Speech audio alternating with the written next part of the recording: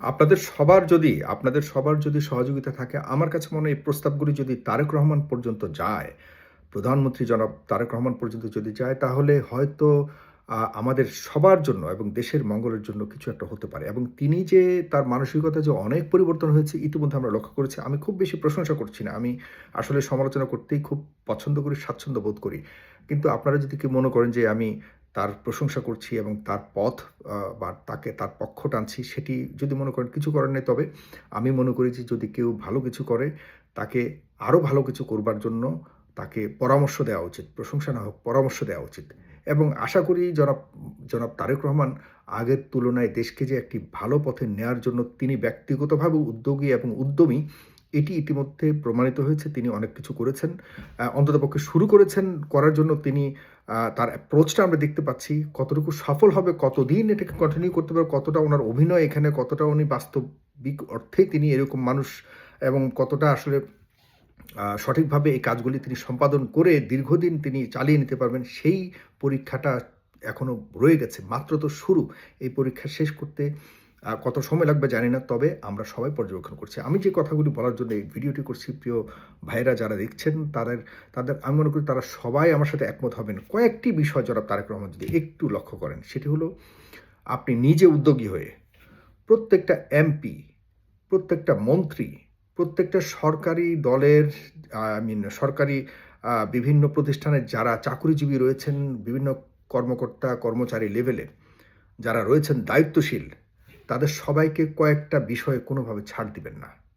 আমি আপনাকে পরামর্শ হিসেবে দিচ্ছি এটি, আপনি নিয়েও নিতে পারেন। তবে আমি মনে করি আপনি যেই বাংলাদেশকে চাচ্ছেন, যেটির জন্য আপনি এখন এই বিভিন্ন ধরনের আপনার সেই পশ্চিমা ভালো, ভালো দেশগুলির কিছু, কিছু পলিসিকে আপনি বাংলাদেশে ইমপ্লিমেন্ট করতে চাচ্ছেন।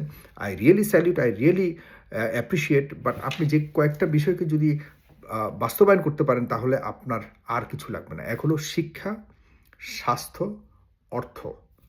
৩ টি বিষয়কে আপনি যদি ঠিক করেন, তাহলে মানব সম্পদ, একটা কোয়ালিটি মানব সম্পদ তৈরি হবে বাংলাদেশে। কিভাবে? আপনি স্বাস্থ্য খাতে, বাংলাদেশের স্বাস্থ্য খাতকে ঠিক করবার জন্য আপনি যত দূর যাওয়া উচিত ততটুকু যাবেন। আপনি নিজে কখনোই, আমি যতটুকু আপনাকে বুঝতে পারছি, আপনি নিজে কখনোই উন্নত চিকিৎসার জন্য আপনার মাও কখনো যাননি। আপনিও যাবেন না। এটা আমি 100% সিউর।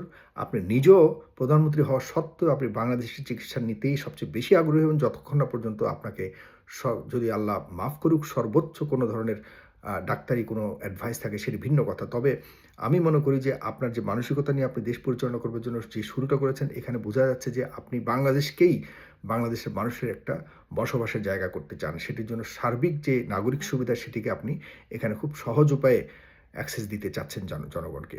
সেটির বিভিন্ন অলরেডি উদ্যোগ আমরা দেখতে পাচ্ছি। সে আলাপে আমি না যাই। আমি যে কয়েকটি বিষয় বলছি, স্বাস্থ্য খাতে আপনি বলবেন যে যারাই অসুস্থ হবে, যত বড় সরকারি কর্মকর্তা হোক অথবা মন্ত্রী এমপি হোক, কেউই বিদেশে চিকিৎসা নিতে পারবে না।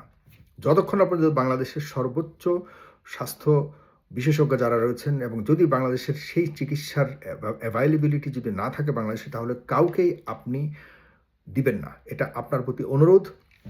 সবাইকে বাংলাদেশের চিকিৎসা নিতে হবে। এই জন্য সেই উপযুক্ত চিকিৎসা ব্যবস্থা করবার জন্য আপনার সরকারের যারা দায়িত্বে রয়েছে, তাদেরকে বলে দিবেন যে তোমরা তোমাদের চিকিৎসা নিশ্চিত করতে হলে যা করণীয় বাংলাদেশে করতে হবে। বাংলাদেশের চিকিৎসা খাতকে তোমরা তোমাদের মতো করে, তোমরা যেই চিকিৎসা চাচ্ছ বিদেশে গিয়ে ঠিক একই চিকিৎসা করবার জন্য বাংলাদেশে সেই অবস্থা পরিস্থিতি তোমাদের তৈরি করতে হবে। এই চ্যালেঞ্জ ছেড়ে দিন এবং আপনি একটা টাইম লিমিটেশন দিয়ে দিন, একটা টাইম ফ্রেম দিয়ে দিন যে এই টাইমের মধ্যে সবাই, এই অথরিটিকে আপনি বলে দিন, বা যারা স্বাস্থ্য মন্ত্রণালয় বা স্বাস্থ্য খাতটা দেখে তাদেরকে বলে দিবেন যে এতদিনের মধ্যে আপনি এই পরিস্থিতি বিদ্যমান চান এবং এস্টাবলিশড হোক, সেটি আপনি চান।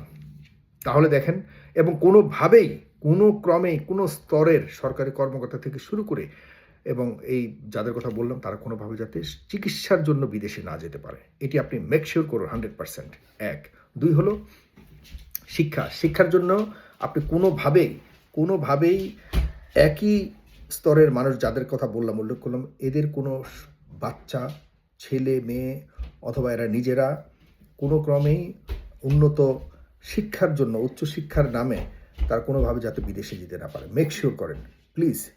তারা যদি না যায় তাহলে তাদেরকে বলে দিবেন একইভাবে যে বাংলাদেশে তোমাদের বাচ্চাদেরকে শিক্ষার জন্য, উন্নত শিক্ষার জন্য যে পরিস্থিতি তোমাদের, যে পরিবেশ তৈরি করার প্রয়োজন সেটি তোমরা তৈরি করো, আমরা সব ধরনের সহায়তা দেবো, সরকার সব ধরনের সহায়তা দেবে, আমরা বাংলাদেশের মানুষও সব ধরনের সহায়তা দিবে।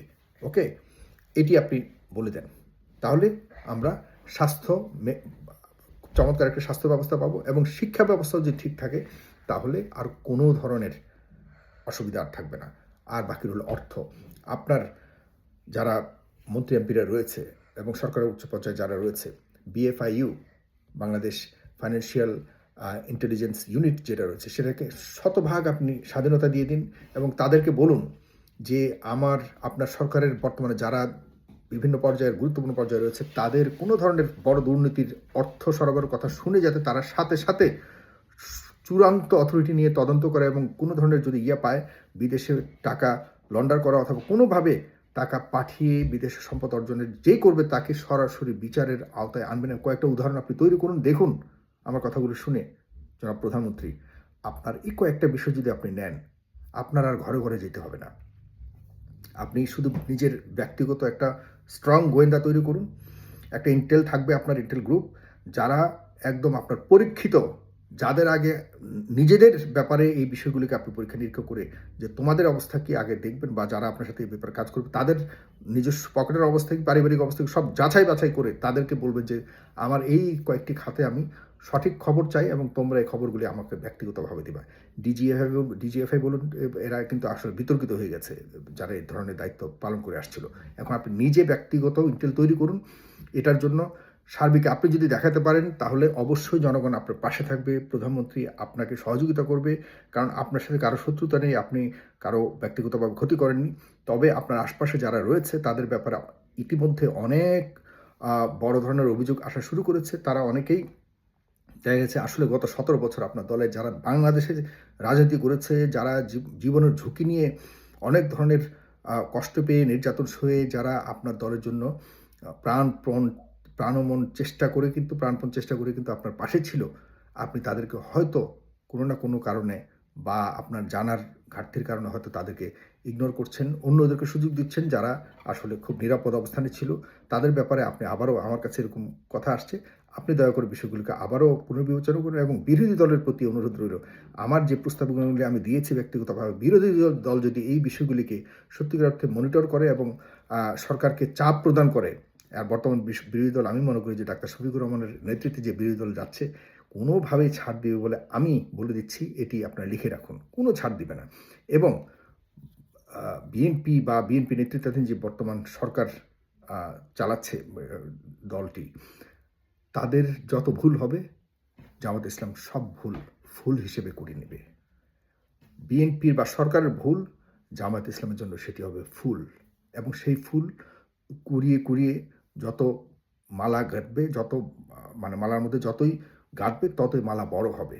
এই মালা যত বড় হতে বিএনপির মালা থেকে বড় মালা হয়ে যাবে বিরোধী দলের, তখনই এই মালা বিরোধী দলের গলায় চলে যাবে।